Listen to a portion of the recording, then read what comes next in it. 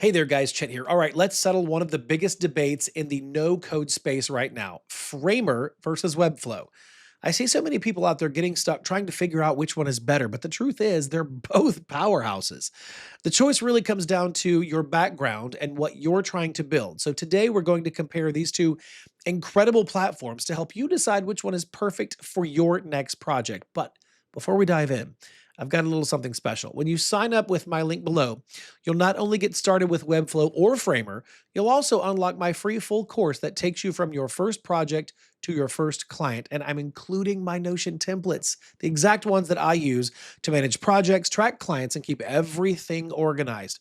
It's my way of saying thank you for supporting the channel. The link is below. All right, let's get started. Let's start with Webflow. Think of Webflow as the professional grade visual development tool for people who want to understand the fundamentals of web structure. It's built around the core principles of HTML and CSS, using concepts like the box model, classes, and responsive flexbox and grid controls. This makes it an incredibly powerful and precise tool for building complex, scalable, and content driven websites. Webflow truly shines when it comes to building large sites with robust content management systems, CMS, like blogs, business websites, and e commerce stores. If you come from a traditional web design background or you want to build with the same logic as code but in a visual way, Webflow is your industry standard tool. Now, let's talk about Framer. The best way to think about Framer is that it started as a design and prototyping tool, much like Figma, and evolved into a full-fledged website builder. This design-first DNA really is what makes it feel so intuitive, especially if you're a designer. It's famous for its incredibly fluid and fast design canvas and its powerful animation and interaction tools.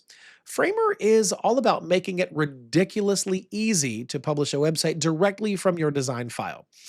It feels less like coding and more like designing, and which makes it perfect for designers who want to quickly turn their beautiful designs into interactive landing pages, marketing sites, and portfolios with stunning animations. So, how do you choose? It really comes down to your primary goal. Let's talk about that. If your main priority is building large, content heavy websites with a powerful CMS and you value the precision and structure that mirrors traditional web development, Webflow is the undisputed champion. It's an absolute workhorse for professional client work and large scale projects. But if you're a designer who prioritizes speed, ease of use, and creating highly interactive and beautifully animated websites directly from a design like interface, well, then Framer is really quite the game changer. Its workflow is often faster for designers who are used to tools like Figma and want to publish their work with minimal friction. The good news is you really can't go wrong with either platform. And we're here to help you succeed no matter your choice.